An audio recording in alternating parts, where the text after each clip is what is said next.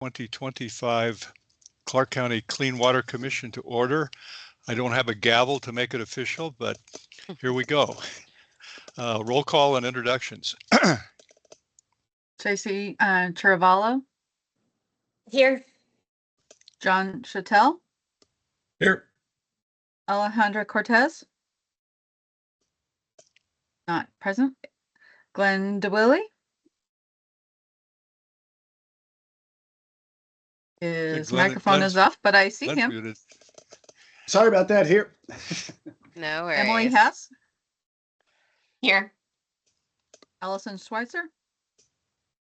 Here. Rudy Salacorey. Not here yet. And Phil Struck. Here. Awesome. Okay. The next order of business is to approve the December 18, 2024 meeting summary. Are there any changes, additions, corrections to that document? I assume Ted, you've all had a chance to look at it. I apologize, Ted, for interrupting you, but I do. We do have somebody new joining us today, and so I do want to pause and yes. allow Jennifer Coker, our new Deputy Public Works Director, to introduce herself and share a bit about her background and what she'll be doing here at the county. And then for those who weren't in the orientation yesterday, if you could just give a short overview of who you are and why you're on the commission, I think that would be helpful for Jenny to hear. So Jenny, would you mind introducing yourself? Not at all. Thank you so much. I'm Jenny Coker.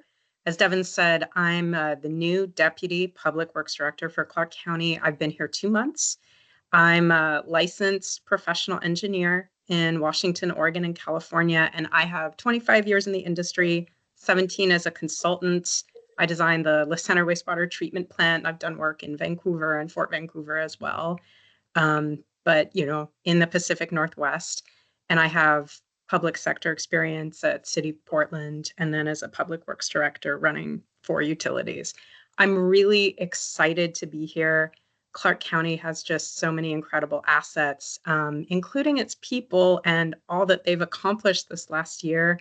Devin, I think, just shared that what are you speaking on a panel for ecology, you know, as setting a model for public-private partnerships, as well as a number of grants they've received. So there's a lot of energy here. And I just want to say that I understand the positions that you're in, the time that it takes is tremendous. And we sincerely appreciate your commitment to Clark County, and we sincerely look forward to your input. So that's pretty much all for me. This is my first meeting, and I'm really looking forward to learning more. Thank you, Jenny. We're really glad you are here. And I know John, Emily, and Allison had a chance to introduce themselves to you yesterday as our new commissioners, but I thought it might be helpful if those of you who weren't at the orientation yesterday would just feel free to go around and maybe say a bit about who you are and your history on the commission and what attracted you to the commission. Ted, do you want to kick us off? Sure. I guess based on the number of people who've left the commission over the last couple of years, I'm the senior member now. And I joined for a variety of reasons. My background is legal. I was a city attorney in Vancouver for a long time. And then I transitioned over to get involved with environmental matters, starting with the Alliance for the Watershed Alliance of Southwest Washington, where I served as chair for a few years. And when that term was up, I got involved with Vancouver Lake and the work we're doing to improve water quality on that particular body of water. And there I got an opportunity to see an ad saying, hey, we need some clean water commissioners. So I signed up and got selected, and am now the chair, at least for this year. And it's been a pleasure serving on the Clean Water Commission and working for good water quality throughout our county. We're happy and very lucky to have you, Ted. All right. Hi, I'm Glenn. I joined the commission a year ago. I'm serving as the vice chair. Joined the commission mostly out of kind of interest in the watershed here locally, but geographically bigger throughout Clark County and beyond. Spent 41 years in the practice of engineering, split 26 in the Army, where I retired from the Corps of Engineers as a commander of the Buffalo District. Served on the International Joint Commission. Moved to Pennsylvania, spent another 15 years there, and then finished out my career here in the Northwest. I've always been around water. I grew up on the Mistake on the Lake, Cleveland, Ohio. And Lake Erie was right in my backyard. I did see the Cuyahoga River on fire once. And so just a passion for water.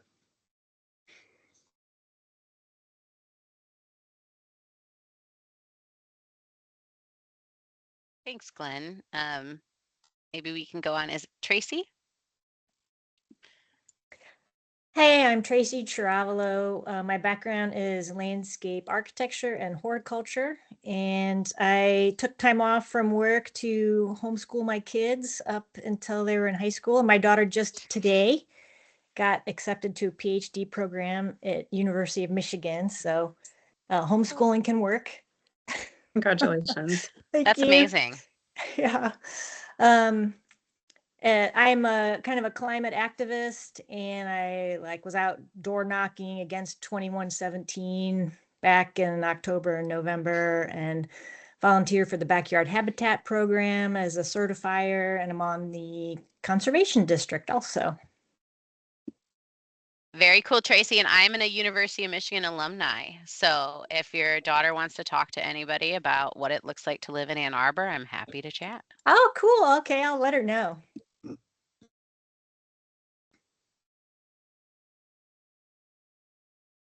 Who else do we have on? Is it just you, Phil, that has not met Jenny yet? Probably. So hi, Jenny. I'm Phil Struck. I've been on the commission a little over a year. I live up in the Salmon Creek drainage. My family and I moved to Clark County about 2 years ago, and I wanted to get involved in some volunteer activities, and felt like the commission could be a good fit for me. I've been doing public works, water quality, stormwater, environmental sciences as a consultant for 30 some odd years now. I've got my own firm, have had it for about 10 years, and do a lot of stormwater work up in the Puget Sound region, and have enjoyed being on the commission and look forward to more productive efforts with Devin and her team. All right. Thanks, Phil. And thanks for pausing for that, Ted. I'll hand it back to you. Okay, I think we're about to take a vote on approval of the minutes for the December 18th Clean Water Commission meeting. And I think I initially asked were there any corrections, additions, or substitutions to those minutes. And if not, I would entertain a motion to approve. Move to approve. Second. Moved and seconded to approve the December 18, 2024 meeting summary. All those in favor signify by saying aye. Aye. Aye. Anyone opposed? Motion carries unanimously. The next order of business is public comments. Do we have anyone online, or do we have any written comments that need to be shared with the commission? No, we did not receive any comments. Okay, that takes us then to item 4, unfinished business, the 2024 annual report review. And I am preparing to share the slides. So thank you for bearing with me. And last meeting, just confirming you can see my screen. Yes. Yep. Okay. And I will probably tag you in, Alice, to provide a bit of an update here. At our last meeting, we talked a bit about the annual report that the Clean Water Commission puts together. This is something that the commission normally starts at the end of December each year, and it carries into the first quarter of the next year. Currently, Alice is working on starting that first draft. for the Clean Water Commission to review and add to. Normally staff like to at least get that started so the commission isn't tasked with writing the whole thing. And so we had initially planned to try to have that to you by today, but we do need a little bit more time. Alice is working on that draft and also will incorporate some of the 2025 goals that have been started to be discussed by the Clean Water Commission, which will ultimately live in that 2024 annual report. So taking a step back, the annual report is also a work plan for the next year. So it's a chance for the commission to reflect on what was achieved the prior year and set priorities for the following year. So we'll have a bit more time today to revisit what we've heard from you regarding your initial priorities and hope that we can have some discussion on finalizing those priorities together. Alice is asking for, I don't know if we have do we have any photographers or amateur photographers in this group? No? Okay. If someone in your family is, or there's a photograph that you like, we are soliciting local water and candid Clean Water Commission photos to incorporate into that report. We do, oh, Tracy's saying contact me. I love it. Thank you, Tracy. We do have some photos from our bus tour and from our Vancouver Lake Symposium, but if you have anything else that you capture that you want to share, that would be helpful to include in the report. That would be fantastic. And for the benefit of everyone who is on here today, including Jenny, this annual report is presented every year to Clark County Council, and it's a chance for the commission to report achievements, but to also ask the council for what their priorities are and to share the commission's priorities for the year. So last year, Ted led that work session and was able to reflect on 2023 and get some initial input from our previous council on their priorities. But this year we have some new county councilors. And so having that discussion, revisiting that discussion and really understanding the priorities of our new commissioners will be a worthwhile activity to take on. And so normally we have that work session with council. Our goal is to have it in the first or second quarter. Last year we had it in the third quarter. It was still productive and timely because we also used it as a chance to educate on our rate study. I am curious in hearing the opinion of the commission regarding when you would like for us to schedule that work session. If you'd prefer like a April, or I would recommend between April and June, but I know some folks' calendars may be challenging. Minimally, we would like the chair and vice chair to be present. But any thoughts on timing and when the commission would like to request a work session with council? Well, let me just kick it off. Last year, we did this in August, which was really a little too late in the cycle. And so I would prefer that we do this early in the second quarter, if that's possible, April, May timetable, before people start going on vacation and that sort of thing. And I would hope and invite everyone on the commission to attend rather than just the chair and vice chair, so that we have a good showing of if not all of our commissioners, at least a majority of them.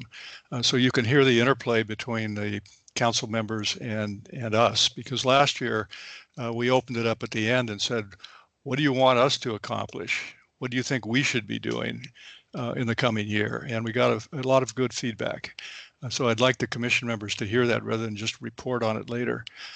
So I invite you all to be there once we get a date set. And I would like to just jump in really quick. The goal and the plan is to have you approve it at the April meeting. And then we will request, and at that time I'll have you bring your calendars at that meeting.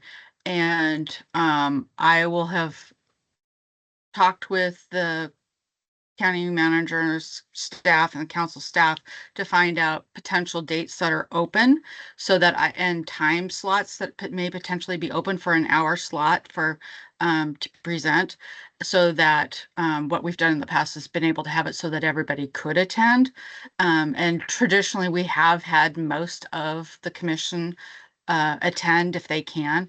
And it is only for an hour, and luckily now everything is hybrid, so you can appear, via online as if you can't make it in due to work schedules. So that is something that I'll be working closely with you all on to help make sure we can try and schedule it for a time in the spring when it's is available. Thank you, Alice. Mhm. And just revisiting for our 2024 Clean Water Commission work plan, the commission established 2 main focus areas. One was the clean water rate study and supporting the division throughout that process, as well as focusing in on Vancouver Lake, given that we had the proviso funding and we were planning to host the Vancouver Lake Symposium. Both were great successes, in my opinion. And I would also offer that the commission set overarching goals of embedding environmental justice and watershed health into everything that the commission works on, and making it a core value of all the Clean Water Division's work. I'd offer any reflections on those activities, and we have summarized what we heard from you for 2025, as well as priorities for us to also get into. Any reflection, though, before we shift on the previous priorities? I know we talked a bit about this in December. Okay. Hearing none, at our 2025 meeting, we heard some different ideas for priorities from the commission for this year. I'm just going to read through these and then would love to hear your reaction to these, if we captured all the priorities accurately, or if there were other things that we may have missed. So one thing we heard was a desire for the Clean Water Commission to have collaboration with other advisory boards and agencies. We also heard a desire to host another symposium, as well as tours. I forgot to have that listed here. Alice mentioned that she had a prep meeting with you, Glenn, and Ted, and that you had some ideas around rate study implementation assistance and evaluation. We heard coming up with a way to report to council on the watershed health impacts from our new services that we're planning to operationalize. John, you brought up an interest in climate change impacts and resilience. And then we also heard a general broad interest in continuing to focus on non-point source pollution and nutrient reduction. Is there anything that we missed in creating this very condensed summary of that discussion? Yeah, I think we we may have discussed the symposium in view of something not necessarily connected with a specific body of water this time, but rather looking at something like non-point source pollution as the common denominator for the degradation of our waters throughout the county, and maybe concentrating on one particular nutrient or another one, like phosphorus or several others that we know are are bad for our watersheds and need to be studied and dealt with in as much as we can. So that was one idea, that our symposium shouldn't be necessarily body of water specific, but rather subject matter specific. It might be interesting to hear what the rest of the commission has to say about that. Other than Ted, that's what I remember as well. I don't know if we landed on any particular item. Although it'd be good to discuss some at when it's convenient on kind of what we're thinking. I would welcome if we want to have that discussion now. I know we've broadly listed non-point source pollution. We've heard the commission talk about an interest in septic systems, but also acknowledging that's under the jurisdiction of public health. Non-point source pollution covers a wide variety of things: restoration, stormwater management. Are there other thoughts on a larger symposium topic to bring together this year? I do have one thought, Devin. It's not necessarily on the symposium, and I may be off track a little bit, but I think I recall you saying that your program was going to do a stormwater management action plan this year of some sort. And I don't Correct. know if you've already selected your target basin, or whether you're starting with your whole assessment and prioritization from square one. But if you are, I think that having some nexus with the commission on that project could be super helpful for everybody in that. It's my understanding is this map is designed to really capture, most of the stormwater related issues, sort them out, see what's most important and where and why. And so to me, that mirrors a lot of kind of what the commission is about. And if there is an opportunity for the commission to have some, some touches with that process, I think it could be really, could maybe lead into some interesting opportunities. I think that's a great recommendation, Phil. And for everyone's background, one of the things we're required to do under our permit over the next 2 years, it has to be completed by early 2027, is a stormwater management action plan. And we are tasked with selecting a priority geography for that plan. We are at a high level seeking to focus on the lower Salmon Creek watershed, which is an approximately 13 square mile area where most of our infrastructure is. And our goal is to look holistically at all of the actions we can take from an O&M, operations and maintenance perspective, a capital perspective, from an education and outreach perspective, a source control perspective, to reduce sediment loading. So acknowledging that sediment is one of the main pollutants that we have to control for, and that's why we do sweeping and catch basin cleaning. But it's also how our toxins, our worst toxins, bind and get into our water bodies. Also thinking about 6-PPDQ, which is the chemical associated with tire particles that's lethal to salmonids. One of the biggest things that we can do is help reduce sediment loading to lower Salmon Creek. So that is currently that 13 square mile area is our target geography. We've been discussing if we want to target even further. There's some areas where we have less planning done than others within the lower Salmon Creek watershed.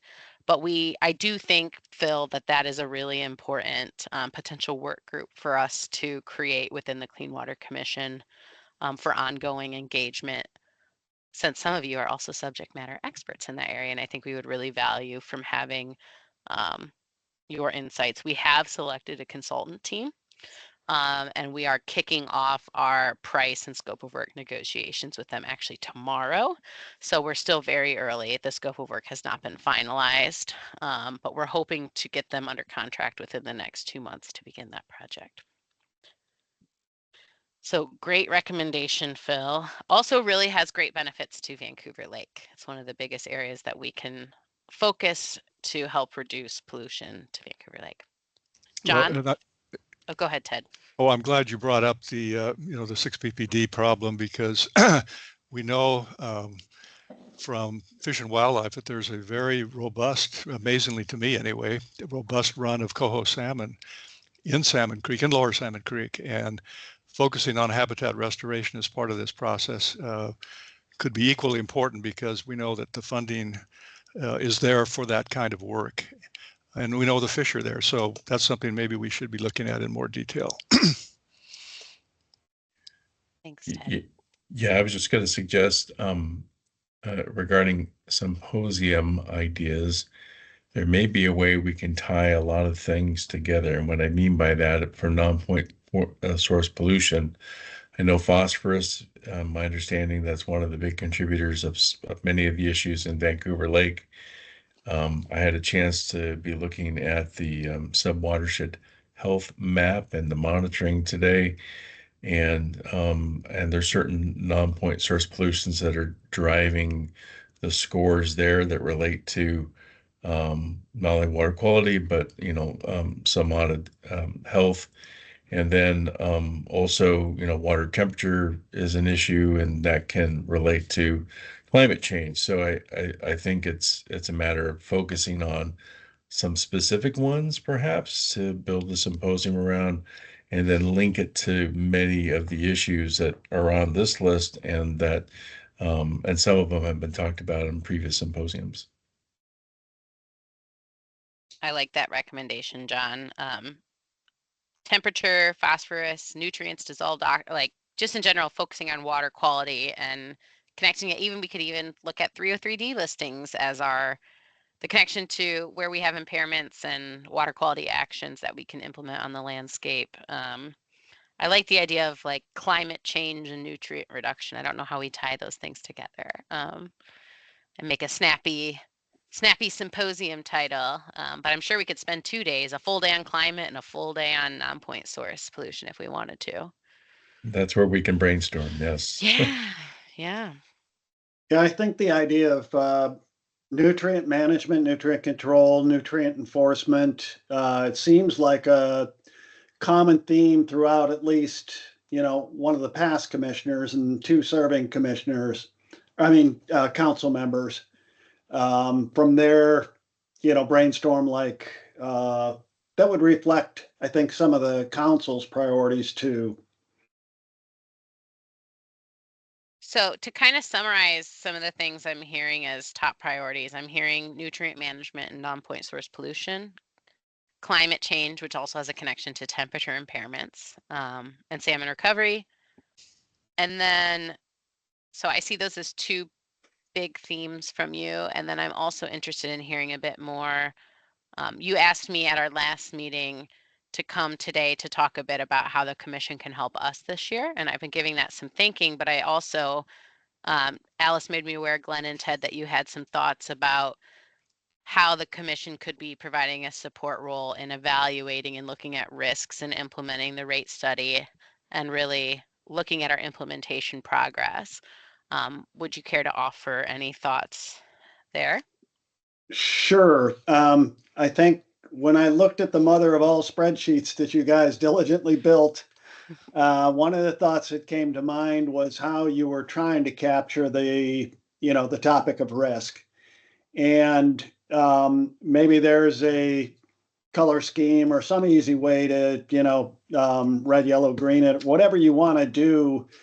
And then kind of come up with some meaningful, perhaps some KPIs around measuring your success in implementation and identifying barriers and how we can help, reduce those barriers as you go to either mitigate the risks or, advise on policies or whatever it might be. But I think that's a starting point for where Ted and Alice and I were just chatting about that a little bit.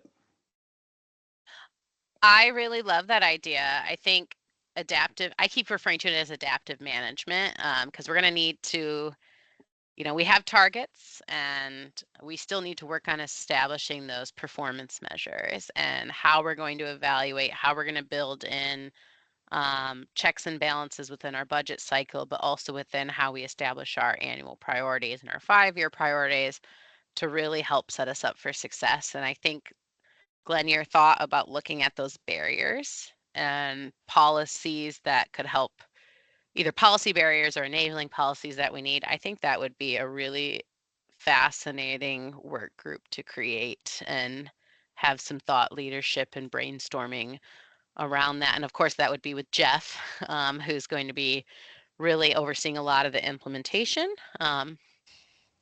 So I appreciate you offering that as another priority for the commission. Sure.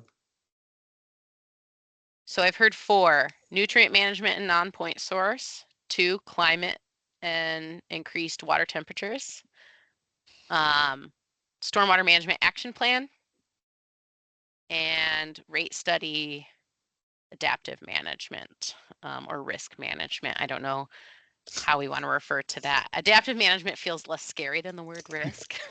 Well, I think with risk these days, we don't know what's going to happen ultimately with the Clean Water Act. And I don't want to inject politics into here necessarily, but we can't ignore what's going on in Washington, D.C. And even though Washington is it's a state that's been delegated the authority to administer the Clean Water Act, things could change overnight. And so I think we need to be prepared to watch what's happening carefully and make sure that, we don't see our work negated in some way. So that's just my brief editorial comment on it.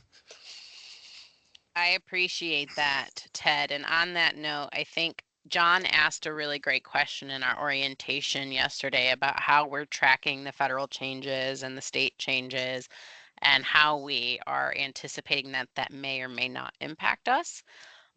What I can say is that as a part of the rate study, we were able to make some assumptions around the revenue we'll expect over the next 5 years. And because of the county's challenges with GMA compliance, we assumed very minimal reliance on external grants and loans over the next 5 years. And so as of now, we anticipate that we should be able to achieve most of our cost recovery just using ratepayer dollars. So thank goodness. Thank goodness for the timing of getting that rate increase. I was going to share a bit about right now, the biggest project that we're monitoring is our Heritage Farm wetland restoration project, which is a $3.5 million Clean Water State revolving loan fund, which that funding comes from EPA and is passed through to Ecology. But we've been working very closely with Ecology, and as of now, they don't foresee any risks because that funding was already allocated to the state in the prior administration. But I do think that Ecology is still waiting and tracking how future funding allocations could be impacted down the road, since most of the money that comes from Ecology is for like Section 319 for nonprofits. The county does not receive that money. And then state revolving loan fund money, which is normally used for like larger facility projects. So the funding that we most often rely on from the state comes from the Centennial Clean Water Fund, which is associated with the Model Toxic Control Act, which is actually revenue that the state collects for oil imports and exports. So right now, that's our main funding source. And Washington State retains that authority for collecting that revenue on oil. So I think if you read between the lines and look at the country's energy plans, I guess it's not a great thing to say, but we're hoping that the health of that Centennial Clean Water Fund will remain strong, even though other sources of funding may diminish. But as of now, we're really Centennial Clean Water Fund and ratepayer funded, which is good news for us. We're in a very, I think, unique position. Things obviously could change. It's hard to predict. Things are changing daily. But that is a risk. Certainly. Are we comfortable as a commission landing on those we can think about how we craft the verbiage, but those 4 priorities, climate and heat, or however we want to talk it, climate and resilience, nutrients management or non-point source pollution, rate study adaptive management, and the stormwater management action plan. Would we be comfortable making those our 4 big priorities for the year, or anything else we'd want to add? Yeah, Go ahead, Alice. one last thought, just so that people understand the bullet a little bit better. Typically between agencies where there's overlapping or underlapping responsibilities to an area, the nutrient management and the stormwater connection to, for instance, the conservation district and septic system management. They're interlocked, and yet it often feels at times that some of those gaps that get created between agencies, something falls on the cutting room floor. And so the idea there with that bullet was just to explore, are there any gaps that we should better understand that could put something like the rate study at risk, or put nutrient management on the back burner, whatever.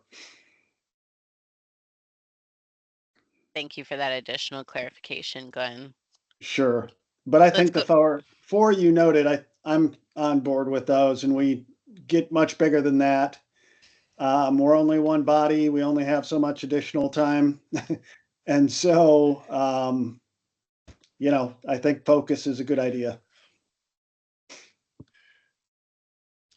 Yeah, I I'm might seeing- add that we did talk about collaboration and specifically maybe even asking the Clark County Conservation District to be available at a future commission meeting so we could talk about what the work they're doing. They could tell us what they're doing and see where our mutual interests intersect with one another. And I don't want to let that one go by either, because I think we do need to be reaching out more than just as an insular body. So. I would love to see how we can invite more external entities into our meetings as well as other county initiatives. And I believe we talked about how can we get the Clean Water Commission together with the Parks Board or with the Climate Advisory Group. And that is something I have not lost sight of. And Alice and I will need to coordinate with the other owners of those commissions. But it could be fun to maybe aim for a summer picnic or something a little more casual as a way to really network with one another. But I'm also open to ideas of what types of forums and who specifically the commission would like to start interfacing within sooner than later. John? Yeah, so knowing we have limited capacity, so I will just make this suggestion and see how it resonates. We heard many great presentations yesterday in our orientation. One of those was by Eric on the outreach efforts. And I wonder if that either is part of what I see before us or is something in addition of how can we help with connecting with the people of the county and letting them know what they do and don't do has so many implications on aquatic health and water quality. I look at myself and my neighbors and a good discussion about adopting a drain, and the things that are done on the streets and everything that flows into our watersheds and he's an army of one, and if there's something we can do there as well. I really like that idea, and I will say that we have officially interviewed for our second ever public education and outreach staff this week, and we're looking to make an offer. And so Eric is quite the talent, but we will be growing our outreach team to 3 this year and up to 4 in the next 5 years. And so with Eric's vision and the vision of new staff, really trying to figure out how we can take our current programs, which are awesome, and take them to the next level. And what are those high priority topics? I think having Eric come in and have a sorry, I'm stumbling for my words. Having a discussion with the commission about your ideas for new partnerships and new programs would be a fantastic idea. And I would say that public education and outreach has a connection to everything we're talking about here: non-point source nutrient management, stormwater management action plan. That's a required element. The rate study definitely has elements, as well as climate and temperature reduction and backyard habitat and repairing restoration. So great thought there, John. I wrote that down as a number 5, but maybe that can be one of our, what did we call it? Our overarching goals that we're thinking about throughout all of these topics. That was actually one of the things that I was thinking about, is that, and especially since Alejandra's not here, and when I look at the HEAL Act and the number of the requirements with Title VI and the number of things that we are required with the permit to do, it all comes down to public engagement and inclusion and environmental justice. And so it could be one of those things that we have as our overarching goal or a standing subcommittee that is in addition to our primary ones or whatever that is specifically about public engagement and inclusion, which then can be helping, because they used, the commission used to have a standing committee that did that. They helped Eric at, Klein Line Pond and the different things, or going to HOAs, or there could be potentially some things there that, with some of the bigger issues and bigger things that, messaging that needs to come out, that, I think it could be an overarching goal, that could be included, that, with all of these things, that's part of one of the aspects that we want to keep a theme throughout, and whether you have it as a specific work group, or if you have it as this is what we're going to incorporate in all of these others. I think one thing I've been thinking about too is like, you are all ambassadors for clean water, that are out in the community doing other things, volunteering, meeting with your neighbors, meeting with your public officials. It would be interesting to hear your thoughts on how we can best empower you to spread that word, but also create space in these meetings for you to give us updates on what you're hearing and learning out in the community from the other organizations you're involved in. So give that some thought about like an ambassador program, or how we can create those feedback loops to really equip you to spread the good word, but also to hear learn a bit about what you're hearing out there. If we did, I'm sorry. No, please. Yeah, if we did something like a listening session in each watershed that we represent, and just hold a public meeting and say, hey, come on, come all, want to hear what your thoughts are on water in this area and stormwater or whatever. That might bring that connection and that ambassador role into a real personal focus. I really like that. Let's give that some more thought, or even if any of you are on different boards, like how you can invite us to come and talk. I think that could be a nice opportunity.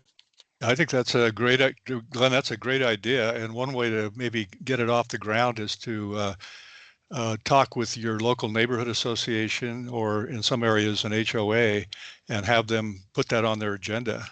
And you'd have an audience already there, a captive audience of sorts, and we could have a more robust discussion.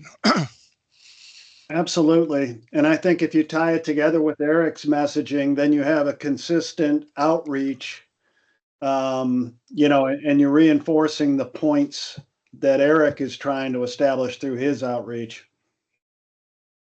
And I'm seeing a lot of great things in the chat about, have we done any engagement with schools? I know that Eric's doing a lot of engagement with schools through our programs, but thinking about how we can plug commissioners into the events that we're having, whether it's tabling events or more formal events.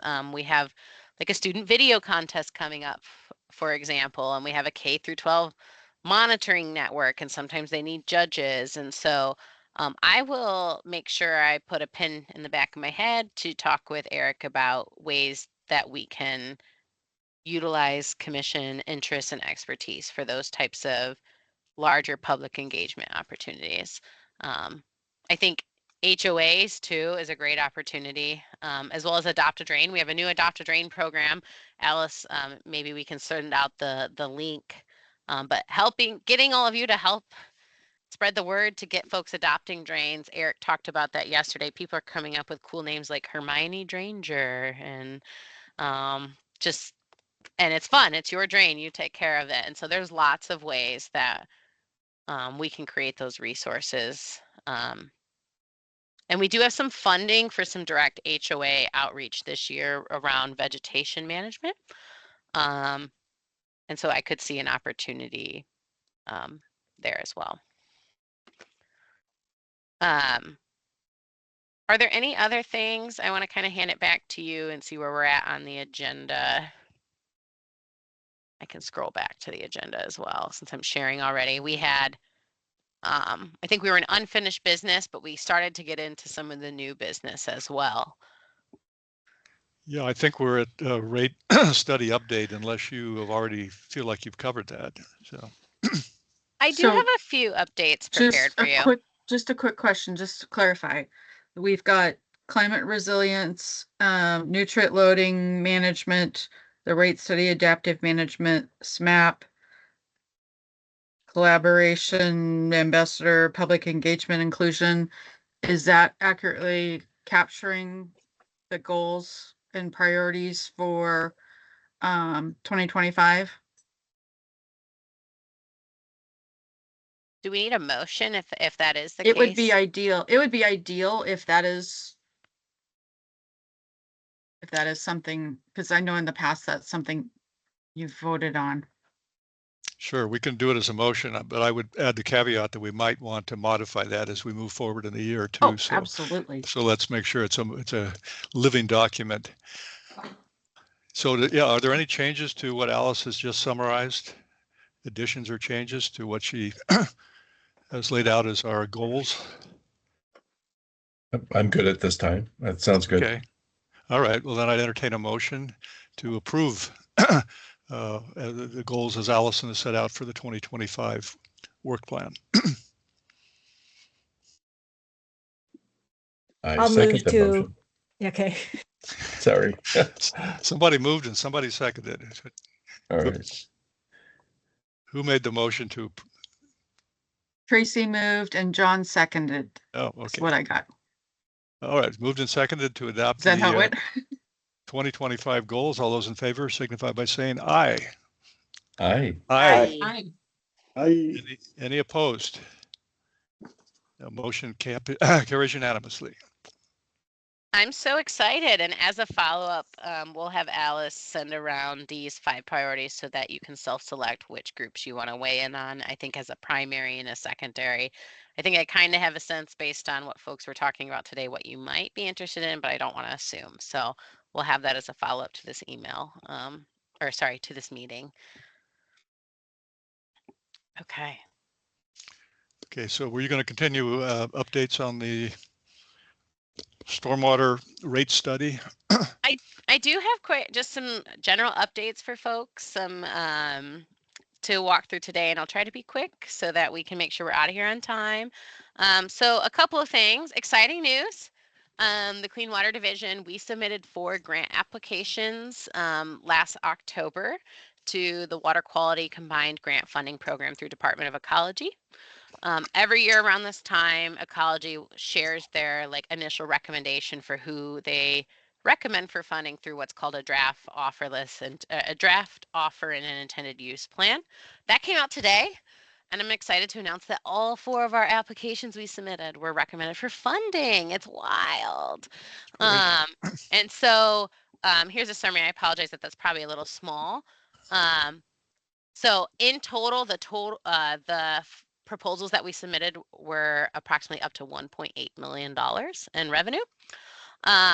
And what I think is awesome about this is our initial assumptions in our rate model was that we were only going to bring in $2 million in grant revenue over the last 5 years, or around $400,000 a year. And I can get into some of the nuance there, but we're well on our way to surpassing those assumptions, which helps us from a risk perspective. If costs go up in certain places, then we're bringing in revenue that can offset unexpected expenses. It also helps us keep rates low. And so we're really excited about that. 2 of the projects, the 2 ones at the top, and I apologize, they have terrible names. The Northeast Highway 99, Northeast Hazeldale Plaza to 102nd Street Water Quality Retrofit. That's a stormwater facility retrofit project that is in our 6-year capital plan. We applied for Stormwater Financial Assistance Program funding, and we were offered just almost $660,000 for that project. And I'm going to get into this GMA compliance contingent category as well. The second stormwater facility project is our Northeast Highway 99, 78 to 86 water quality retrofit project. So this is in the lower Salmon Creek watershed. It's a high trafficked roadway a lot of untreated runoff. So we've been focusing a lot of our efforts around Northeast Highway 99. So if you're familiar with the area, you probably drive on that road all the time. So the second project implements a project in our 6-year capital plan, and we were offered almost $590,000. That one is also contingent on GMA compliance. Third, we've been working with the Department of Ecology's CBP3 program, which is a community-based public-private partnership program, which really explores innovative procurement practices and ways to partner with the private sector on project delivery. We were one of the early adopters of this framework, and we've been working with Ecology and Herrera on developing ideas, and we've received just under $360,000 we're being offered to further develop the program. So we'll just have funding. This is just for program development, not actually to even do the work. So we're really excited to have that dedicated money to just have thought leadership on building the program. And last, our Cougar 3 Enhancement Project Phase 1. This is in our capital plan to Clean Water Commission. Some of these should be familiar to you because I think you submitted letters of recommendation on all of these projects last year. But that project is to do some repairing, restoration, and in-stream restoration work on the Cougar Creek Greenway, which is a tributary in Lower Salmon Creek. And so we were offered $230,000, and that's for phase 1. So it's a multi-phase project that will focus on some of the early design for in-stream habitat restoration. So awesome news. I will say, some of you who've been around here for a while know that the county is out of compliance with GMA, which means that we're not able to accept or receive any capital project dollars. So these stormwater facility projects, although we've been offered almost 1.2 million, which is 68% of our total offer, we actually can't accept those until the county is compliant with GMA. So we're hoping that, the lights just turned off in my office. We're hoping that that will be a policy decision from council that's related to mining and things that really aren't under our control. But the best we can do is continue to articulate that we've been offered this funding, and a risk is that if the county does not come into compliance with GMA, we're essentially leaving money on the table, and then we have to use ratepayer dollars or real estate excise tax to pay for these projects because they are in our 6-year capital plan, which means we're required to implement them under the permit. Allison? What's the timeline that Clark County would need to come into compliance with GMA in order to receive that funding? That's a great question. So our understanding is that we can be offered the funding. We're not able to sign the agreement until we're in compliance. So in the past, this has just delayed projects and kind of left us in that limbo negotiation stage where we may have a scope of work or a contract negotiated, but we just can't sign it. And this is frustrating. It's happened to us before. And we thought it was going to impact our Heritage Farm loan because it was inappropriately classified as a stormwater facility when it's actually a non-point source activity. So Ecology reversed their decision on that. But we're really hopeful because we think we can continue to bring in, depending on funding availability, a lot of money for our capital projects, which was really good for the county, really good for our ratepayers.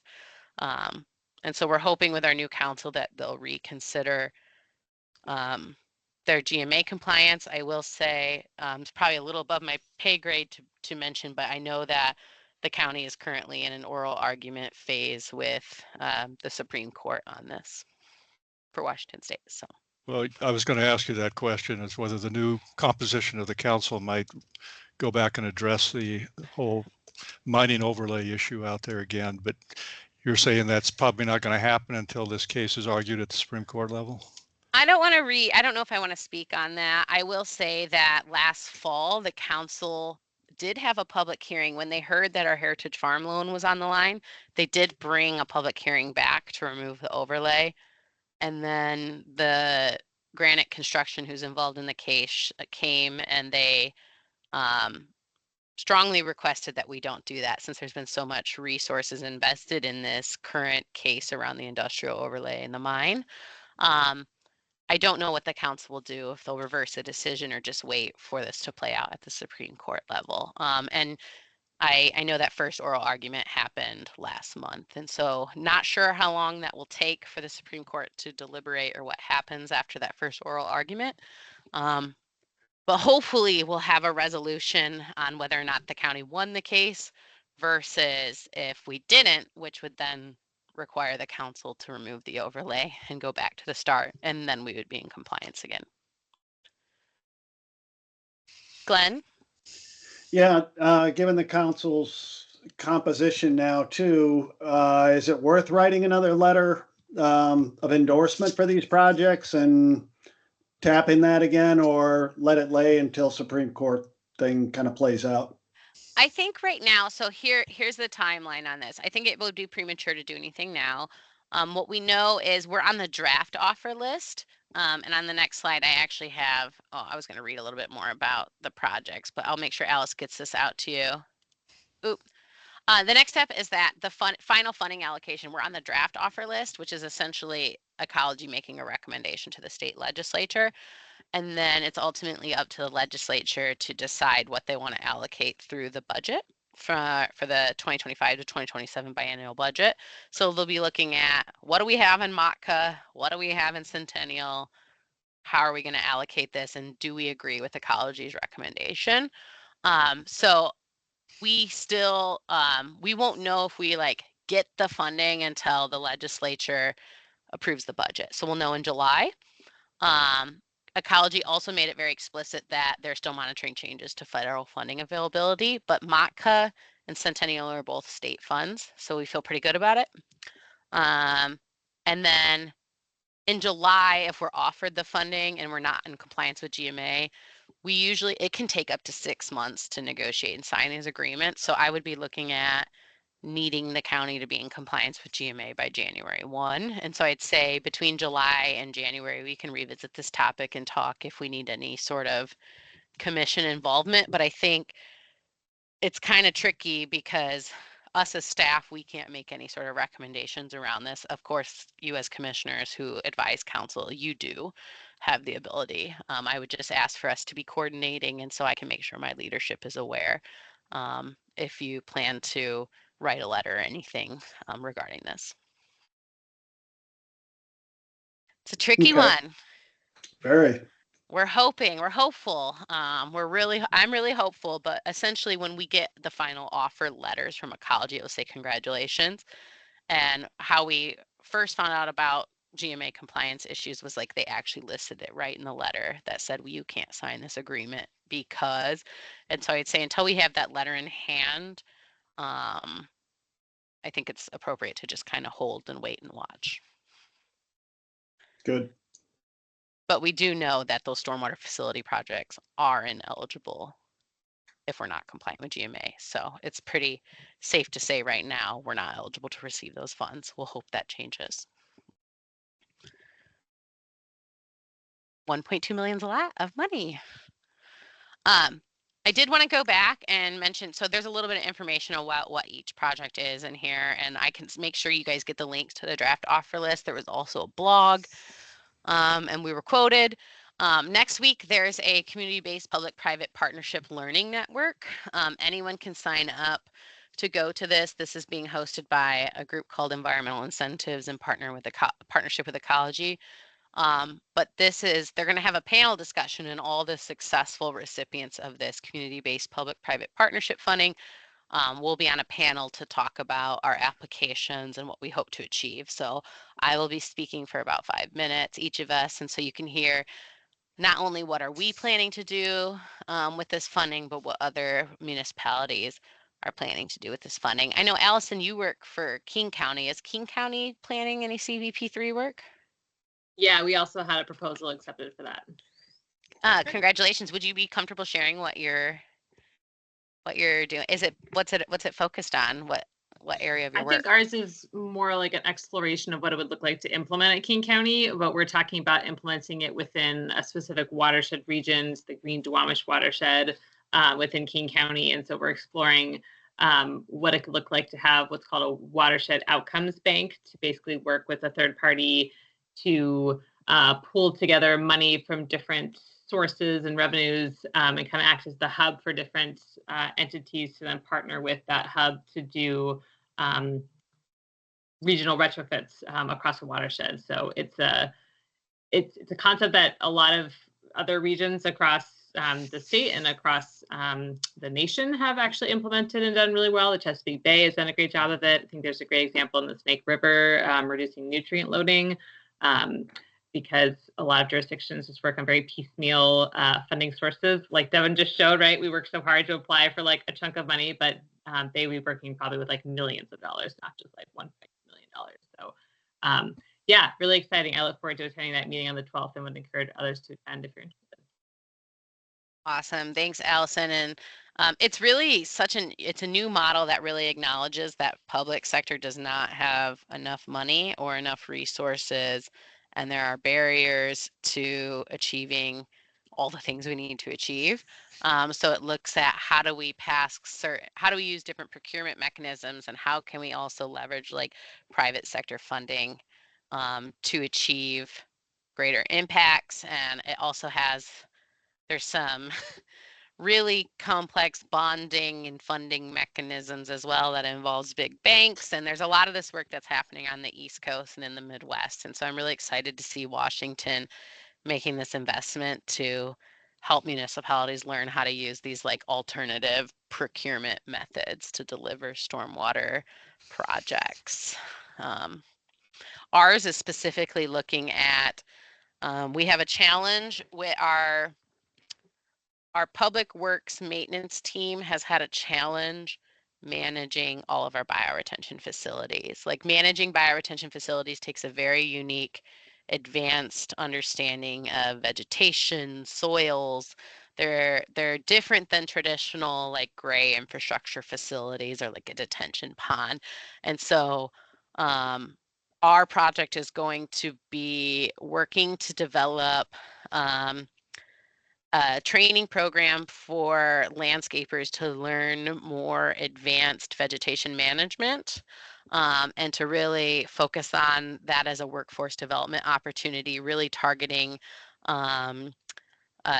overburdened demographics and Spanish speaking businesses and we have another grant that's working on developing training in Spanish for landscape professionals so that we can bring more private landscaping workers into like public facility maintenance, and then really coming up with new mechanisms for how we ultimately pay for that work based on their ability to achieve plant survivability. Because one of the biggest challenges with these facilities is someone will come in, they'll plant it, but then they won't water it, and then it's not maintained and they don't get established and they just fail, and then we're on the hook. And so this enables us to have like longer maintenance warranties and like not only building the skill set, but also helping increase like our assurance that the plants will get established and the facilities will function as they're intended to function before we pay, and also before we like take full ownership of them. So we're really excited about it. It's pretty innovative. We're very much at the beginning though, so we'll be using the money to really build the program. Let's see, what else do I have for you? Emily, you mentioned the tree canopy projects in Minnehaha. So we partnered recently with the Clark Conservation District. We received funding from Department of Natural Resources. And they said, we want you to plant 1,000 trees in Minnehaha. And we said, okay, we'll take the money. It was a direct appropriation. And so we've been building this new partnership between Clean Water, parks, roads, and the Conservation District to bring together volunteers. And there were 3 planting events. I'm seeing Tracy, were you at the Friday planting and the downpour? No, because it was a downpour. So I was like, I'm going to volunteer all next week for the plant sale. So I'm like, no, you guys can do it without me tomorrow. That's funny. I'll be at the plant sale too. I hope I see you there, Tracy. And so I was out there. I planted about 30 trees. I felt good about that. They are family friendly. I had my daughter out there with me planting trees. Really exciting. I know Jenny was recently interviewed by CVTV. They're doing a little clip on the project.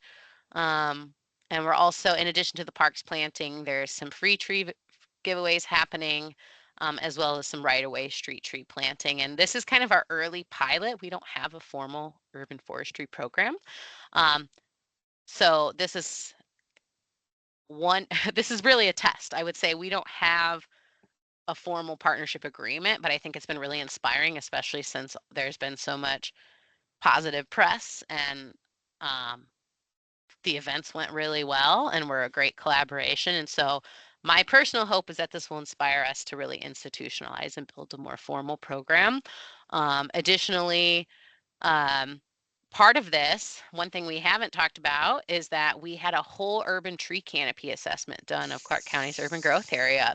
So we will now know all of the by watershed, neighborhood, census block, where we've had the greatest loss in tree canopy and where we have the most potential for planting. And we're getting access to a new tool called the Tree Plotter, where anyone can go on and look and figure out where's a good place to plant trees. So it's not just for Clark County to use, but other organizations like Watershed Alliance could use it, or the Conservation District, or the Portland Vancouver Canopy Collective. So we're really excited to have that assessment and information, and also figure out how we can embed that into our stormwater management action planning, and just think.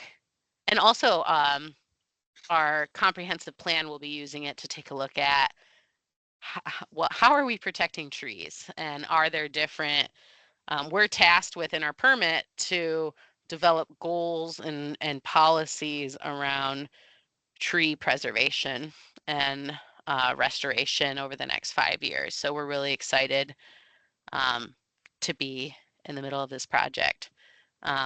Did anyone get a chance to go out and plant trees? Jenny, did you plant one while you were out there? I don't know. I know you went out for an interview. I don't know. We went to 3 parks where they were already planted, but I'm not sure if there was a minimum goal of 250 trees being given to private residences. So I don't know if that's been completed, but I do know the goal was to finish the planting by June 30th, which seems a little late in the season, but it's such an inspirational project for all the stormwater benefits and the shading. And I mean, I knew trees produce shade, but they can reduce the temperature up to 19 degrees Fahrenheit, which I think is equivalent to an air conditioner. So I'm so excited about this program. Thanks, Jenny. Let's see. I did want to mention, I mentioned it earlier, we are beginning the negotiation process. Sorry for our Heritage Farm wetland restoration loan. It's a part of our capital plan. I included the slide to give you an update on our federal funding situation and whether or not we thought we were at risk. And I already covered that earlier. So I think we can move past this, with the exception of saying we're planning to start construction on the wetland this year. So that will be huge. It's a large project, $3.5 million. And I can't even, I was out there the other day looking at the scale of this wetland, and it's our first major wetland restoration flagship project. So I'm just really excited. It's been a very complicated project, working with parks and our engineering team. So if all goes well with the loan negotiation, we should be moving forward with implementing this project this year. Sorry, I fumbled a little bit there, but very excited about this project. Has anyone been out to a Heritage Farm? Okay, maybe sometime that could be a potential tour for the commission. Maybe doing a pre-construction tour. That could be really fun. And it's time to spend with Jeff, which I always like spending time with Jeff. And we'll talk a little bit about tours at the end. This is one opportunity.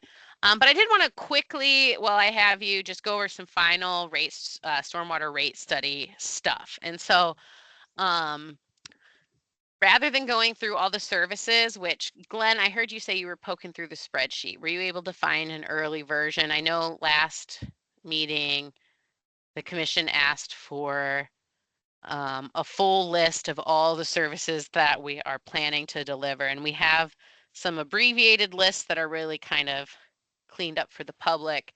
We have some more complicated lists. And I just want to confirm, Glenn, did you receive the list that you were I, looking for? And if not, we can follow up from this meeting and make sure you have that. yeah, I had looked a while ago. I thought that I pulled it off of the Google Drive that Alice had sent a link that way. That's what I recall. Okay. I haven't looked at it recently.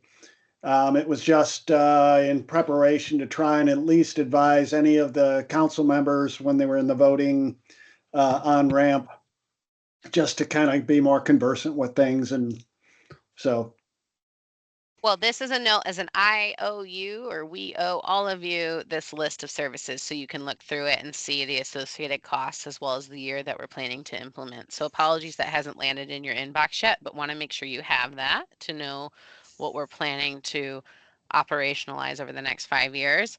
I'm going to skip, well, for some of you who were involved last year, the service levels that we're planning to implement, we put them in 3 different categories. One is those mandated services that we have to do no matter what to be in compliance with the Clean Water Act and our stormwater permit. Then we have those recommended services, which are more focused on active asset management, preventing infrastructure failure, mitigating public safety risks, helping us save money over time. And then we have a category called the additional services, which are those reforestation, salmon recovery, watershed health, doing more retrofits beyond what's required. So in total of the 62 services, 30 of the services that we need to operationalize in the next 5 years are mandatory. 22 are in that recommended asset management category, and then there are 10 in that additional watershed health reforestation category. So we're really excited. I think the reason I wanted to share this slide is at the end of the day, what's most important to deliver are these 30 services. So when we're starting to get into adaptive management and risk management and looking at how are we spending our money, we have to keep these mandated services as our North Star. And so more discussion that we can have in that subcommittee. But some of these additional services, they are, I was calling them the cherry on top at one point, but they're really the things that we've been aspiring and dreaming to do that are the above and beyond for salmon recovery. And we all want to do them. And these recommended services are critical for infrastructure. But at the end of the day, these mandated services, if we don't do them, we get sued. So I just wanted to reorient you to those terms as we start to talk about the services that we need to deliver over the next 5 years. I also wanted to take some time to give you a preview on our 2025 rate increase results. So we have officially calculated the rates, and we've submitted the new updated fees to the treasurer, and the tax, the clean water fee goes out on the annual tax assessment. It's not a tax assessment, it's a fee. But we use the tax assessment because it's our most efficient way to collect that revenue. We don't have like a utility payment system where people can just come and pay us directly. And one of the things that we did recently is we did an analysis of who is most impacted by these rate increases. And the reason that we did this analysis was to help explain those impacts to those who are most impacted, but to also help us prepare for questions and our communications plan. And so I believe that these will go out after the 15th, but want to share this a bit with you just so you kind of know who is most impacted if you're out in the community. And who is most impacted is actually really surprising. So just a reminder, our top rate for single family residential is $85.59 in the UGA. Outside it's $63.74. So if you have a single family residential lot with one house, that's all you're paying each year. You're in the UGA, only $85. And you can pay it in 2 installments because anything over 50 can be paid in 2 installments. If you have a large, and this is lots under a half acre, there's some assumptions made back in the day that if you have more acreage, you have more green space to absorb the runoff from your single family residential lots. Therefore, the fee, and this gets at proportionality, which is a thing in clean water. It's a fee requirement, but your fee reduces as the larger your lot gets if you have a single family residential property. Multifamily residential lots are pay based on the number of units. So anyone with more than one house, they pay per unit. So if you have a house with an ADU, or if you have a fourplex or 100 unit apartment complex, you are paying this reduced number compared to the top rate per unit. And the reason why we reduced is because council said earlier, they extended the hearing and they wanted to see us reduce multifamily rates to avoid disincentivizing density and multifamily housing proliferation. So essentially multifamily residential lots, the lower rates are subsidized by a higher rate for single family. So just wanted to make that clear. And then non-residential properties, these are commercial, industrial, institutional, churches, hospitals, airports. They're charged the same rate as a single family residential home per unit, but rather than it being like a housing unit, they're charged based on every 3,500 square feet of impervious they had. So as we're preparing for this, we were really nervous. We're like, the multifamily, who's going to be impacted? From a non-residential, like, are there going to be businesses that are impacted? How does this impact families? How does this impact churches? And so we wanted to get a sense of who's going to be impacted. And the results are really surprising. We did summarize who's most impacted. We looked at Clark County because we pay rates too, and looking at who's most impacted internally, which has an impact on our general fund, in some cases in our budgets. Who is most impacted non-residentially from a commercial, governments, or nonprofits, and who from a multifamily perspective is most impacted. So I thought I'd just kind of share with you because the results again are kind of uncanny in some ways. So what we determined, we're part of Public Works, the clean water fee increase has had the greatest impact on Public Works ourselves. So the road fund in particular is the most impacted. We're anticipating their fee has increased by almost $2 million annually, which is 10 million over a year. And then we also, and I think this is an important message though, that it's not just the other ratepayers, like the residential ratepayers, it's not just the businesses, like we are impacted. And this is something we're working on internally. Our internal services, the amphitheater, the fairgrounds, parks, all the fees have increased there. So it's pretty surprising to look at the total impacts. And I appreciate our director, and he knew that there would be impacts to the road fund.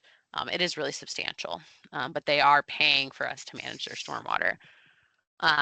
Second, I think this was, Devin, go ahead. question. You talked about assessing a fee against the state for the state roadways. Was that ever implemented?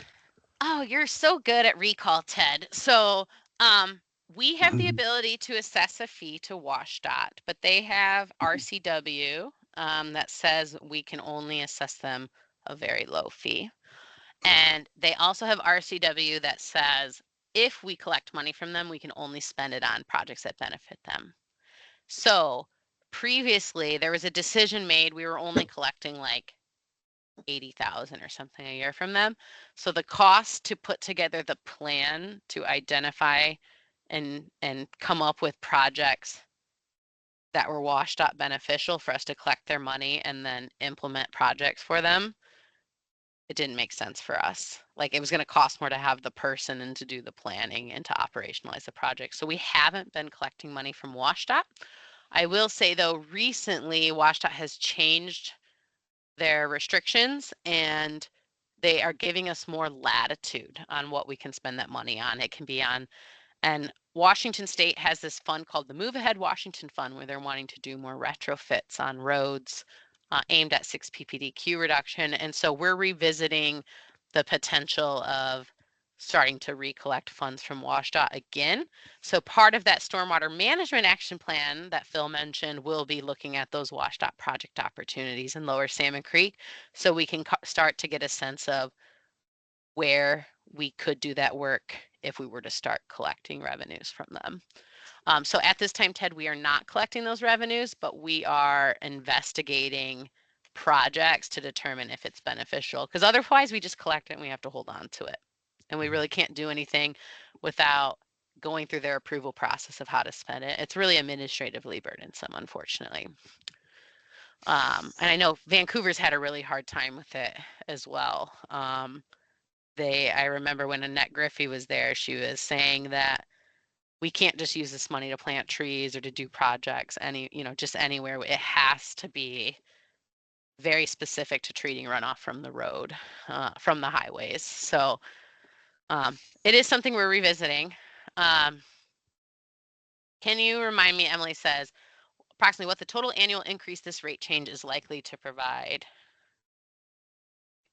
You want to restate Provide your that, question? I mean, like how much more per year overall is the rate change? If you're saying Clark County alone is making up $2 million fee difference, what's the overall amongst everybody that this rate change is going to give you?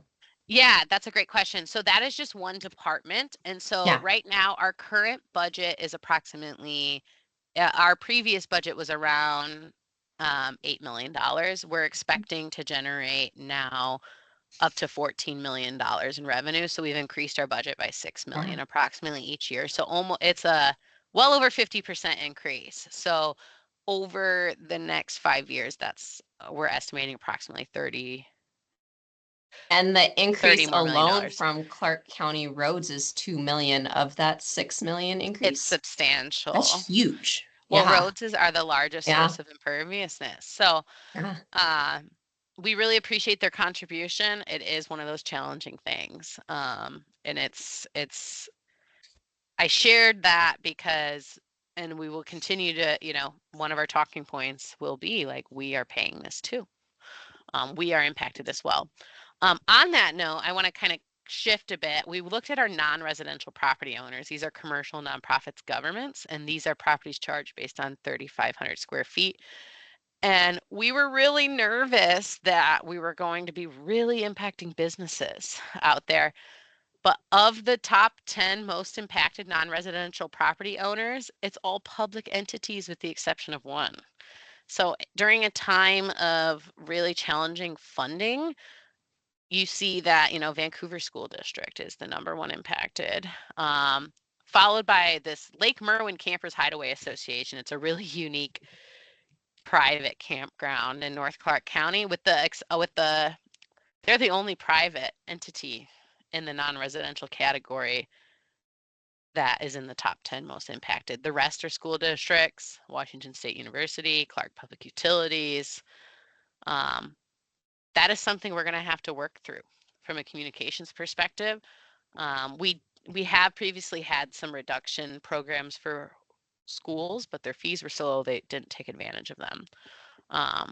But now it's definitely something we're starting to talk about, like how, especially since all these entities most of them have probably passed their budget for 2025, and now they have this unforeseen new increased cost. So it's something we're working through. And wanted to make you all aware of it in case you hear anything out in the public. And we're trying to be thoughtful in how we share this message with these ratepayers. And we're committed to continuing to explore like equity and fee like incentive programs.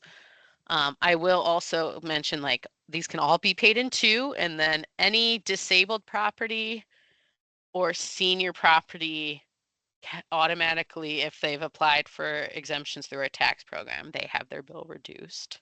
That doesn't necessarily apply here to these non-residential property owners, but more to the single family.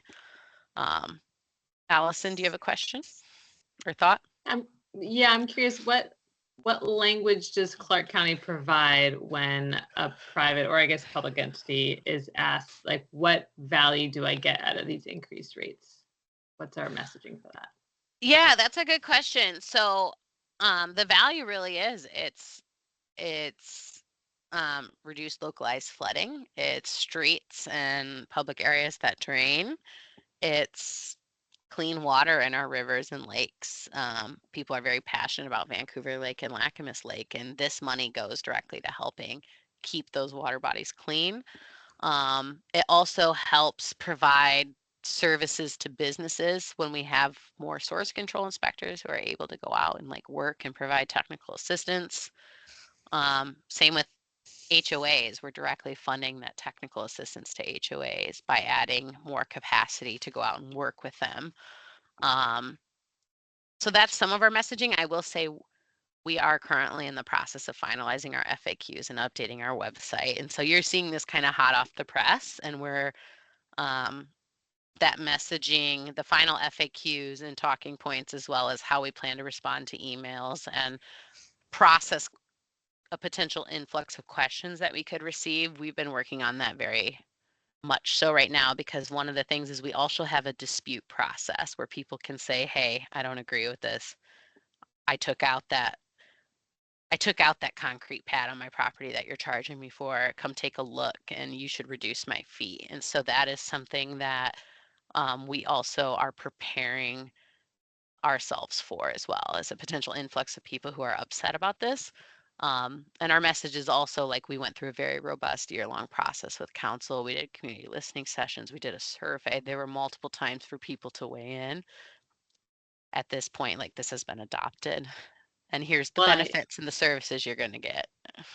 Yeah, and that's great messaging. I'm sure it's a huge PR effort. I imagine it's especially hard since the rates haven't been updated since, you said 2015, was it? It's been like 10 years, and that was only once in the last like 25 plus years. So it's a new experience, and I think it's something for all of us to keep in mind as we're engaging with colleagues and friends and neighbors to share the good work of what this money is going towards. And yeah, it's a big increase, but there's a lot of value added in that and what we're getting out for it. So thank you.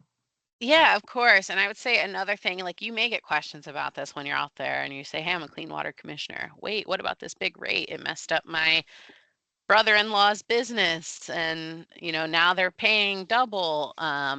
That's very much things that you could hear out there. And I think sticking to, we're moving beyond just those mandated services. We're going to be doing more proactive asset management. We're going to be addressing aging infrastructure and deferred maintenance issues. We're going to be implementing more watershed health and reforestation projects. I think by equipping you all with that full comprehensive list, so you can kind of see and go through on your time. I think it's hard to go through 62 line items with you all during a commission meeting. Happy to do it if you want that. But that way you kind of have an understanding of what our roadmap is for justifying this rate increase. John? Yeah, Devin, I think I know the answer to this, but I'm curious. So let's just say, like, Washington State University, they have a rather large area that they manage. Is there anything that they can do in kind on their property to help with streams and water quality, or is a fee just a fee and then you have to pay? That's a great question, and this is one that often comes up. And actually, part of the original origins and purposes of the Clean Water Commission was to help develop incentive programs for properties to reduce their fees. I would say administrating a program where you're going out and taking a look at and auditing people's above and beyond efforts is very administratively burdensome. It doesn't mean we couldn't do it someday, like if we wanted to offer that. But I will say right now, like, all properties have to meet minimum requirements that are outlined by our code and the state stormwater manual. People would not get a reduction. Like, those are already very costly, and that is just bare minimum. Everyone has to do it. So if we ever were to develop a program like that, it would have to be significant projects above and beyond what's already required. And then we've been talking about that. How would we measure and validate and verify that those things are working in order to justify a fee reduction?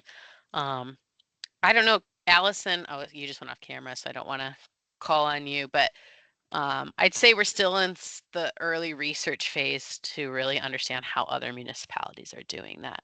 But we do have a current Clark County councilor who's very interested. Allison, Darn. does King County have a fee reduction program? Do you know? It's okay if you don't. There are options to have a reduction in your we call them surface water management fees, but yes. Oh, we have so much to learn from you. Happy to share more. Yeah, maybe we can have you give us a presentation sometime on what King County's doing. Happy to bring in the right people to talk about it. Yeah, that would be amazing. Emily asked, where does this fee appear? It is on the property tax statement, so you will see it. It will go out in this February assessment. It goes out on the February assessment, but folks have the ability to pay it in 2 installments. So only 50% will be due with the April tax bill. And that's one of the trickiest messages. Is this a tax or a fee? It's a fee. We just use the tax assessment because it's a convenient way for us to collect that revenue and have it distributed to us. Tracy asked, which counselor is interested in fee reductions? That is Counselor Glenn Young, who keeps being very interested in ways that private properties can reduce their stormwater impacts by going above and beyond requirements. It's not a terrible idea. It's just very complicated. Very, very complicated. We would definitely need more staff. And that's okay. I will take more staff if it becomes a priority and we need to provide that. It could be too, we only provide it to our commercial properties or our non-residential properties to start since they have the greatest fees. Thank you for sharing that, Allison. I know we're getting close to time. I just wanted to end with saying we are hiring a lot right now. We have 10 recruitments slated for 2025. These Q1 recruitments, we are in the interview stage right now. They're all closed. So we have an environmental operations specialist senior for private stormwater facilities we're interviewing. That's to go out and work with HOAs. We're very excited. We only have 2 people working on 2,000 facilities annually. So we'll add a third. So we'll have 3 people working on 2,000 facilities. We're very excited about that. They're very excited about that. Engineering Services Manager 1, this is our monitoring supervisor. If you know Jeff, Jeff does everything. Jeff is currently the monitoring supervisor. We're very excited to have a dedicated monitoring supervisor for the first time. Program Coordinator 2, Grants and Special Projects Coordinator. This will be a designated person to apply for funding and to manage those funding projects. So right now, as you saw, we were just offered 1.8 million. If we get all that, we need somebody to be managing those projects and working with Ecology on terms and conditions and all the reporting necessary to receive those funding reimbursements. And then Program Manager 1 is creating a manager to manage our education and outreach programs with the intent that we'll be adding more folks to that team to join Eric's great work. In Q2, we're adding a engineering technician senior focused on mapping and inventory. Right now we have 1 person doing all of our stormwater mapping and inventory. He's been doing it for 25 years. He has built an amazing inventory. He's planning to retire in 6 years. We're really excited to get somebody on who can train with him and learn with him and really carry that work forward. We also have quite a backlog right now, which is a compliance risk. So we're very excited for that position. We're hoping to bring on an environmental programs technician for more outreach and education so we can be more present at events. And then we're planning to hire an environmental operations specialist senior focused on source control. Right now we have 1, Bob Patterson. He does everything. He's a statewide trainer.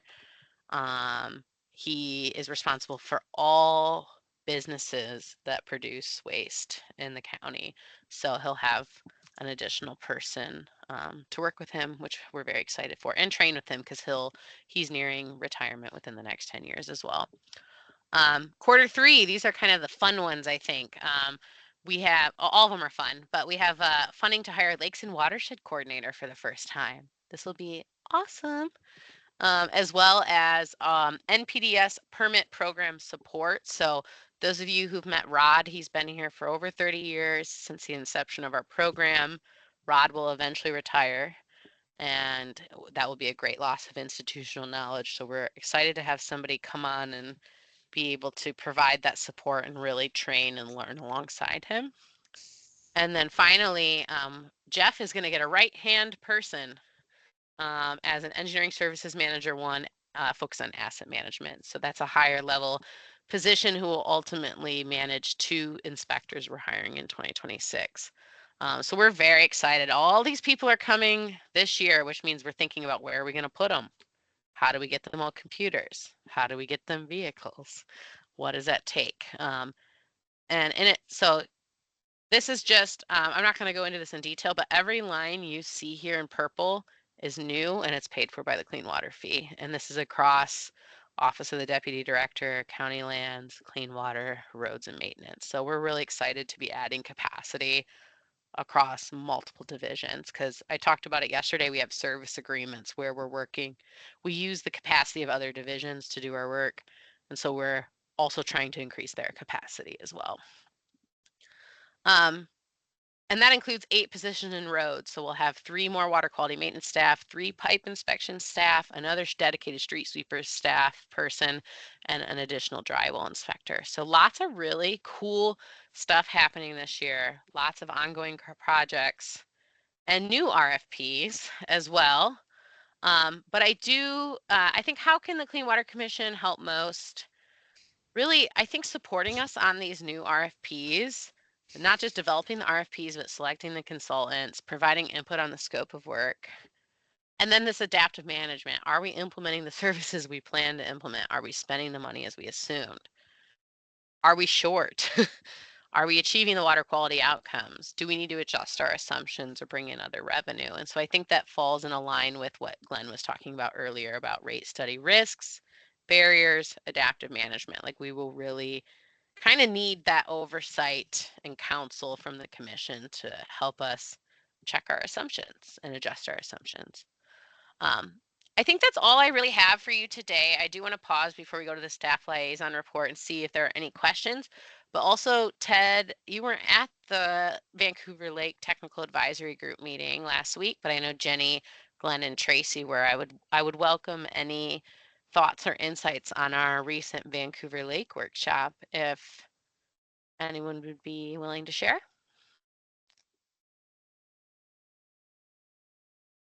Did you guys Go learn? ahead, Have fun? Trace. Come on, Tracy. Tracy, what do you think? Did you have fun? Yeah, I did have fun. I was surprised. It seemed like my table came up with a different priority and like completely different plan than your table did, for instance. So to me, it just seemed like the hubris of humans thinking that we can engineer our way out of this situation instead of helping nature take its course. There is definitely different opinions, different visions, and it was really exciting to have everyone there was an expert on something, but there was no one there that was an expert on everything, and everyone brought valuable insight and perspective. That's what I really valued at my table. Yeah, and I thought that the charrettes were really well organized. The information on tables handed out ahead of time, and some of the prep that Clark tried to give us, that was all, I think, useful and made it a little bit more productive for me personally by being able to prepare and go in there thinking about things. I agree. I thought it was incredibly well organized. Everyone was so focused. In fact, the tables were asking for more time to discuss the issues. So everybody was so engaged. I did find it amusing that they'd drawn the shades. So, you know, everybody being really focused, but I thought it was really successful. Thank you. We're sad that you weren't there, Ted, but it was well attended, and I'm just excited about the energy and the amount of people who are engaged, and really impressed with Clark, who's been kind of steering us through this all, and looking forward to the next phases. Ted, have you heard anything from Friends of Vancouver Lake? Oh, yeah. I got a complete report from the people who were there representing the Friends group.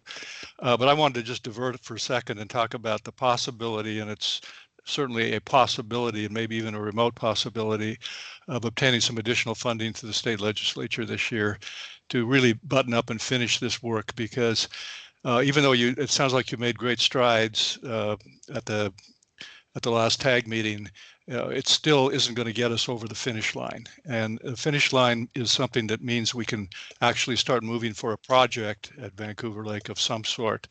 And that's going to require additional funding. So I've shared with Devin that using whatever resources they have in terms of governmental relations and lobbying would be very helpful to see if we can secure some additional funding and bring this project to its proper conclusion and not cut it off prematurely. Thank you for that update, Ted. And since you, it's funny, the time that I asked you, Ecology was the one who was actually like, do you know if you're going to get like another proviso? And I was like, I don't know. And then at the same time, I will say that Senator Cleveland's office had reached out and was hearing things from lobbyists and was wanting to. So it sounds like there's some awareness that's being generated around this request. So I'm really excited and happy to follow up on. We have a policy advisor to the council who works with our lobbyists. And so his name's Jordan Bogey, and just making sure he has the information so that he can best advocate for the project on behalf of the county. Anything else, folks? I know we're like almost close to wrapping up at 8 o'clock. Lots of a very dense meeting today. John? I'll throw something in the chat that Alice, you asked for in the agenda, but maybe just a process question, since I'm still trying to understand everything. So at our orientation yesterday, it was mentioned that there's an opportunity to be involved in different agencies or committees, if I understood that correctly. We've talked about some things early on in this meeting. So how does that all come together? Are there emails through our Gmail that we need to be looking for to find a time, say, hey, let's several of us put our heads together and talking about a symposium or how to, implement some of the things we've identified. How does that work? That's a great question. And so I think what you may have heard me mention is that now that we've identified priorities for the work plan, we landed at 4 distinct priorities with this overarching goal of more public education and outreach. What Alice will do is send out an email to get everyone's interest on which subcommittee or topic you want to form. And then we will then have those subcommittees engage around those topics. And those won't be considered quorums too. So you can, once you're in those subcommittees, I would say we can help you form those meetings. Or if you're like, hey, Ted, you're interested in climate, let's meet and let's talk about this and let's come up with some ideas and bring them to the meeting. And then it also is, so that work is helpful because those subcommittees can meet between our meetings right now are every 2 months. So once we get those subcommittees formed, then like last year, for example, the Vancouver Lake Symposium, we were meeting regularly with Ted to plan for that and working on invitations and agendas.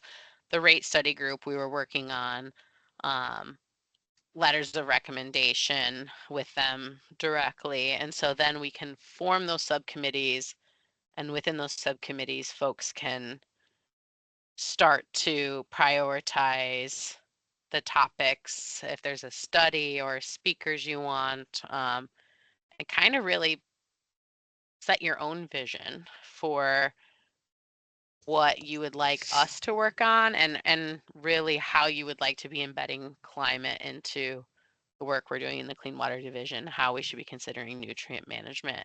And then we can assign appropriate staff to work with those subcommittees directly. So it may not be myself, it may be working with Jeff and Rod, or working with Eric directly and bringing them into smaller subcommittee meetings with you. So I would say watch your email to fill out the survey. And then once that's complete, then Alice can let you know who signed up for what. And then we can help you organize initial meetings, or I would say we would encourage you to organize amongst yourself. As long as you're under less than 5 people, you can be meeting. We just ask, you're not making any decisions, but if it's brainstorming, that is considered okay within OPMA rules. Okay.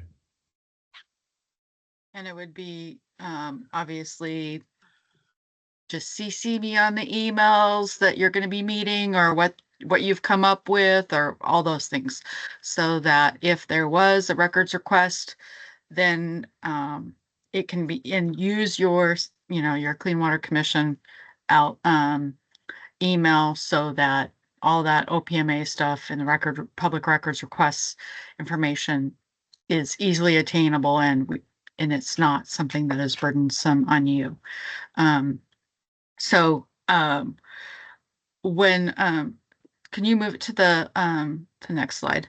Yeah, and I will just say, I saw your notes in the chat, John, just calling your attention to it, Alice, that we Yes. heard adopt a drain program, tree canopy, and climate change, having somebody come in probably from the comp plan to talk about that.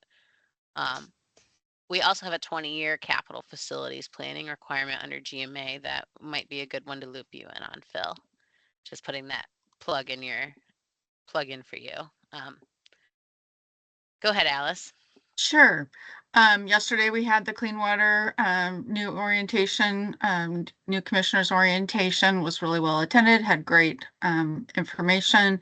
Thank you for everybody who participated. That was great. I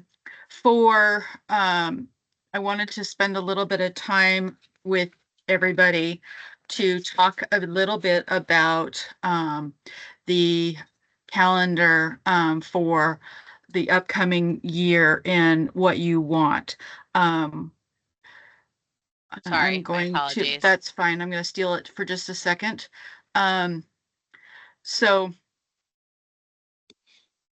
one of the things that, and I will be sending this out, but I just wanted to let you know, I have been working on creating a calendar of events for this year. And it lists out, the meetings, what they are, potentially, in February or March, we might potentially have, if you were wanting, Columbia Land Trust, Sandhill Crane Sanctuary Tour was, potentially something that could come up.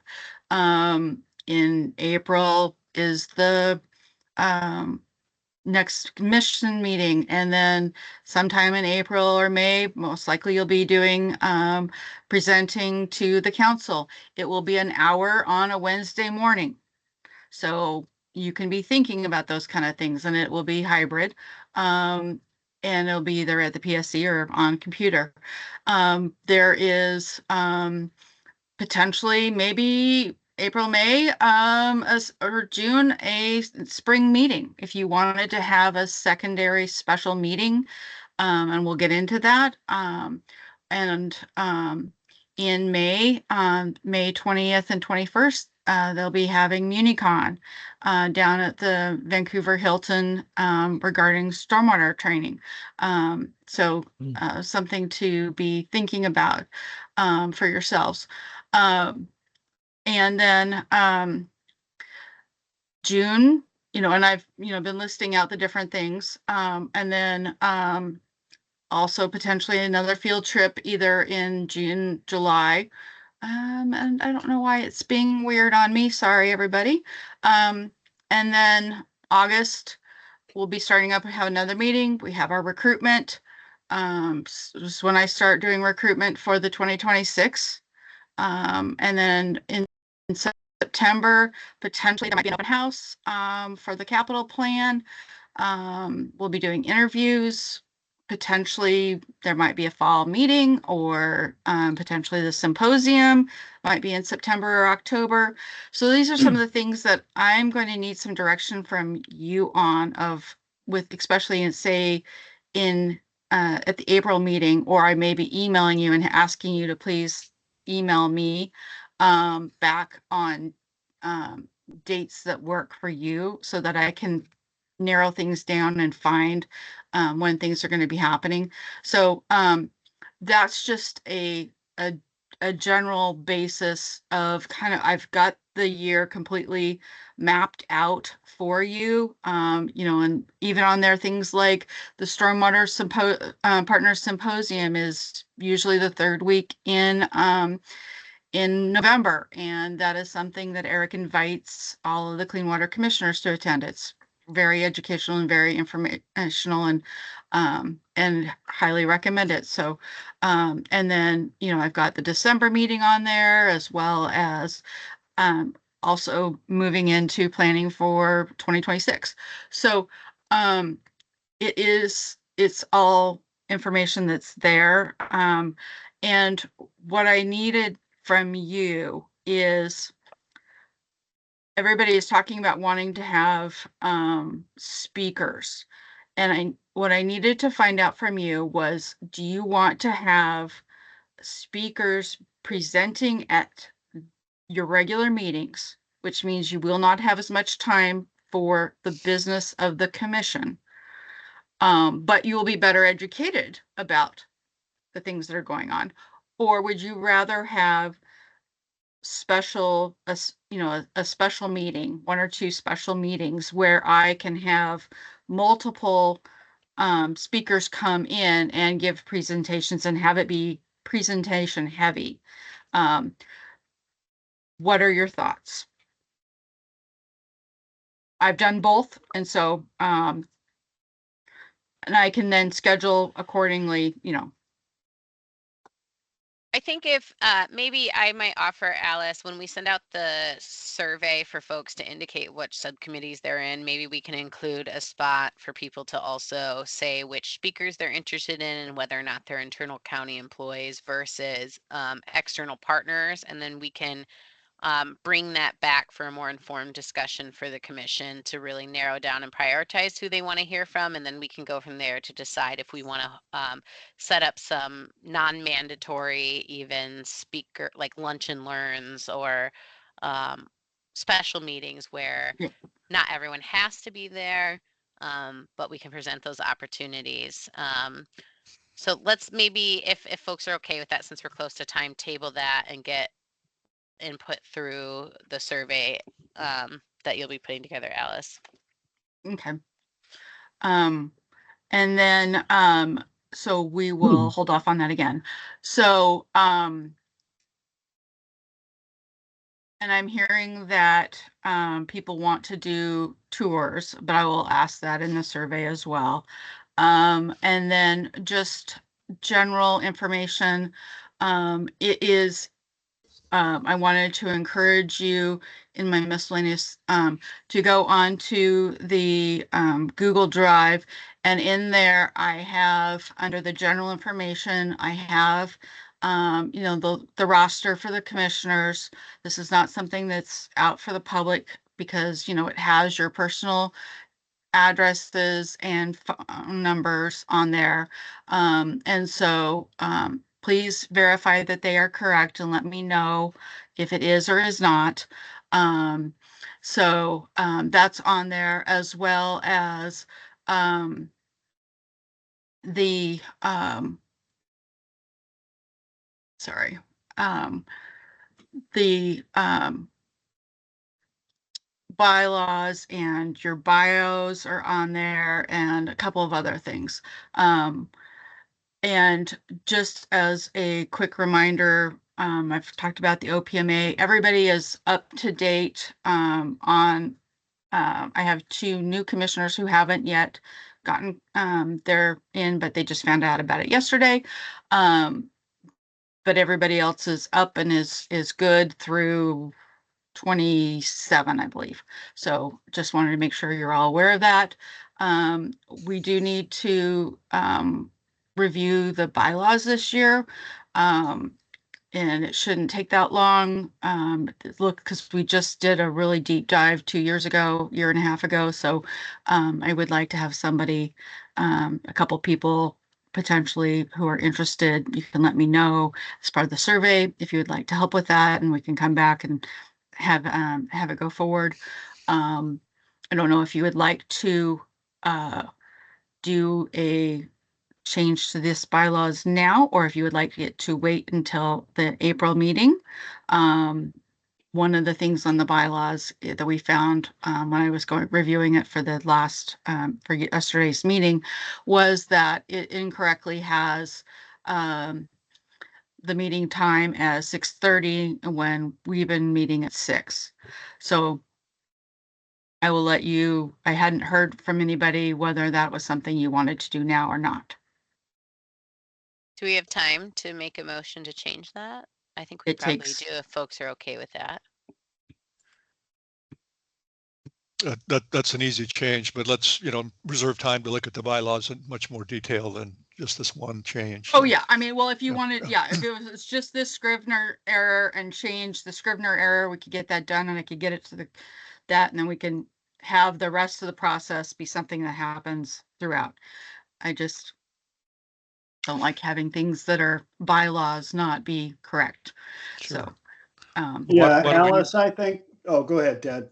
Well, I was just saying, let's take it up right now and go ahead. Go ahead, Glenn, with your comment. No, that's the thing. I think if we queue it up for the April meeting, we do a send out ahead of time, and we just do the administrative change to 6 right now. I think we'll be queued up to do something productive for the next meeting. Okay, why don't we just address it right now? Is there a motion to make the changes described by Alice? I move That that we is- change the start time from 6:30 to 6 for our commission meeting standing schedule. Is there a second? Second that. Okay, moved and seconded. Make the change in section C from meeting time from 6:30 to 6 p.m. All those in favor signify by saying aye. Aye. Aye. Opposed? And motion passes unanimously. thank you very much. Then I can get that on up to the county manager's office. We are also in the process right now of reviewing our Clean Water Up website. And so if you have any feedback, please let me know, reach out to me. Devin and I are going to be working on the Clean Water Commission page, but if you have others, just reach out for any information because it's something our staff is working on over the month of February.